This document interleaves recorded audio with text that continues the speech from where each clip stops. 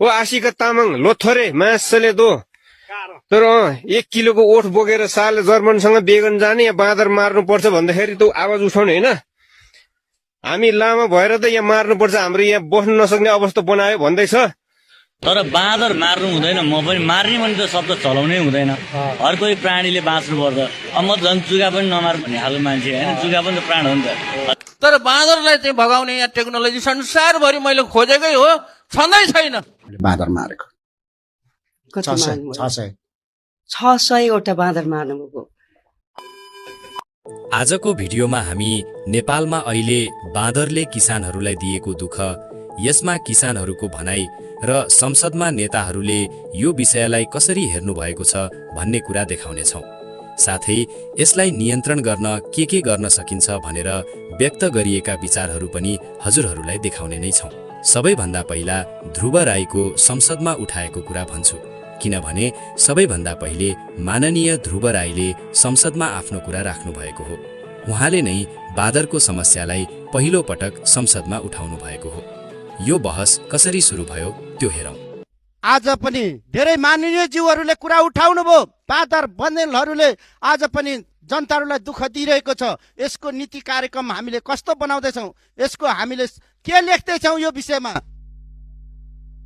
पर्दैन।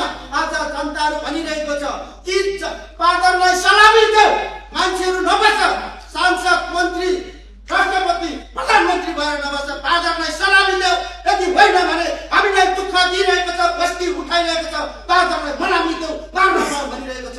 यो कुरा म सरकारलाई अवगत गराउन चाहन्छु सभामुख महोदय। उहाँले यति भनिसकेपछि हाम्री अर्की माननीय आशिका तामाङले यो संसारमा कसैलाई पनि जनावरमाथि हिंसा गर्ने वा कसैको ज्यान लिने अधिकार हुँदैन भन्दै आफ्नो तर्क दिनुभएको छ। अब त्यो भिडियो हेरौँ। बाँदरलाई मार्नु पाउनु पर्छ भन्ने उहाँले जुन अभिव्यक्ति दिनुभएको छ त्यो एकदमै आपत्तिजनक शब्द हो र यो चाहिँ फिर्ता होइन, यो पुरै काटेर चाहिँ फालिनुपर्छ भनेर भन्न चाहन्छु। उहाँले यति भने पछाडि गाउँको किसानहरूले आशिका तामाङसँग रिसाएर आफ्ना कुराहरू राख्नु भएको छ। बाँदरले पुरै खेतबारी नष्ट गरिदिने भएकाले किसानहरूमा निकै आक्रोश देख्न सकिन्छ। अब किसानहरूको भनाइ सुनौ। ओ आशिका तामाङ लोथरे मासले दो तर 1 किलोको ओठ बोकेर साल जर्मनसँग बेगन जाने या बाँदर मार्नुपर्छ भन्दाखेरि त आवाज उठाउने होइन। हामी लामा भएर त यहाँ मार्नुपर्छ, हाम्रो यहाँ बस्न नसक्ने अवस्था बनायो भन्दैछ। साल अत्याचार भएपछि मार्नु परेन। यो जसले यो भिडियो हेर्नुहुन्छ उहाँले चाहिँ सेयर गरेर त्यो आशिका तामाङसम्म पुर्याउनु पर्यो है। यहाँ यस्तो बाँदरले यस्तो गरेछ, अब यस्तो गरेछ। यो भएभरको यहाँ मकै एउटै राखेको छैन, यहाँ सबै टिपेर यस्तो गरिरहेछ। यो यस्तो छ, हजारौं हुल आउँछ यहाँनिर। यस्तो मकै यस्तरी यो मामाले सबै यहाँ निकालेर राख्नु भएको छ यहाँ यसरी बिहानभरि।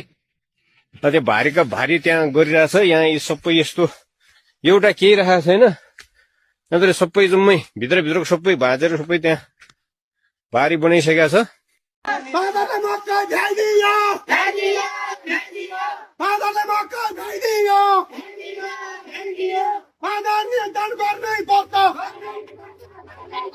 किसानहरूको आक्रोश अनि संसदमा कुरा उठे पछाडि महावीर पुनले यो गम्भीर परिस्थितिलाई ध्यानमा राख्दै राष्ट्रिय आविष्कार केन्द्रका महावीर पुनले आफूले यसबारे अनुसन्धान गरेको तर अहिलेसम्म ठोस उपाय फेला नपारेको बताउनु भएको छ। अब त्यो भिडियो हेरौँ। बाँदरलाई कसरी चाहिँ बाँदरबाट आतंकबाट चाहिँ कम गर्ने भन्ने कुरा गर्नुको लागि अनुसन्धान गर्नै पर्छ। सोध्न कराएर केही हुनेवाला छैन। यहाँ धेरै सांसदजीहरू कराएको चाहिँ देखियो। बाँदरलाई कसरी बरु रकेट बनाउन सजिलो छ, रकेट बनाउने प्रविधि छ, टेक्नोलोजी छ। तर बाँदरलाई चाहिँ भगाउने यहाँ टेक्नोलोजी संसारभरि मैले खोजेकै हो, छँदै छैन। त्यसैले यसको एउटै उपाय भनेको के हो भन्दाखेरि यसको लागि 2-4 करोड 5-7 करोड कति हुन्छ अनुसन्धान गर्नको लागि खर्च छुट्याउनु पर्छ। यति सुनिसकेपछि फेरि आशिका तामाङले बाँदर नियन्त्रण गर्नका लागि केही उपायहरू बताउनु भएको छ। उहाँले के भन्नुभयो त्यो सुनौ।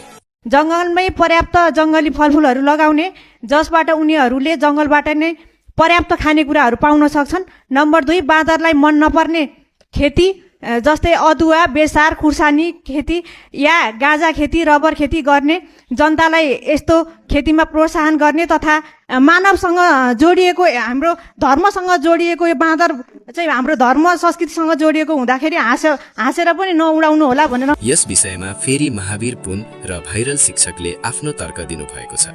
उहाँहरूले के भन्नुभयो त्यो पनि हेरिहालौँ।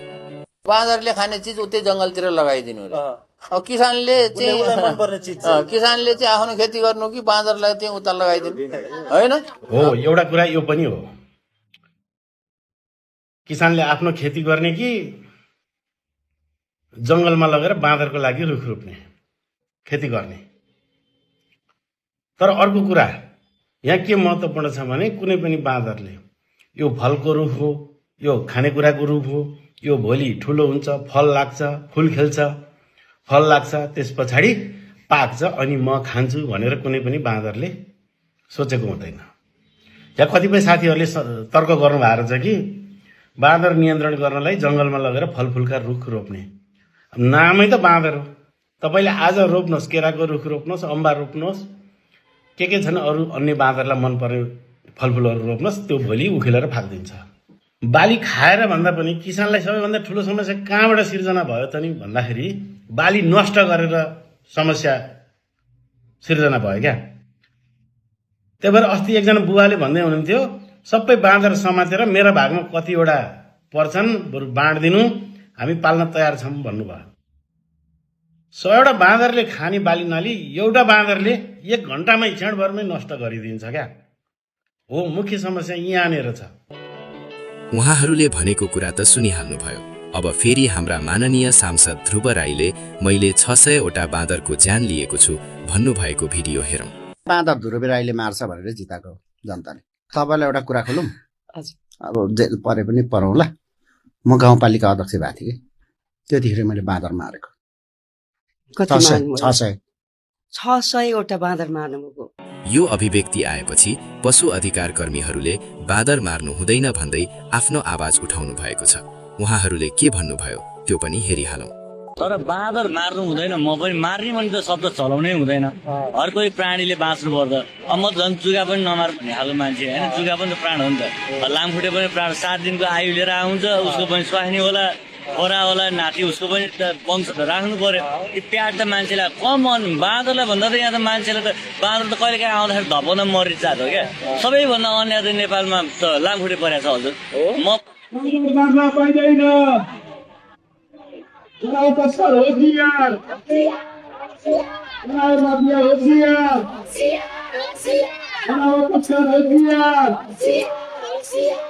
यो सबै हेरिसकेपछि अब बाँदरको समस्या रोक्न के गर्नुपर्छ त्यो सरकारले नै गरोस्। हजुरहरूलाई यो भिडियो राम्रो लाग्यो भने लाइक र कमेन्ट गरिदिनुहोला। भिडियो हेरिदिनु भएकोमा धेरै धेरै धन्यवाद। Thanks for watching.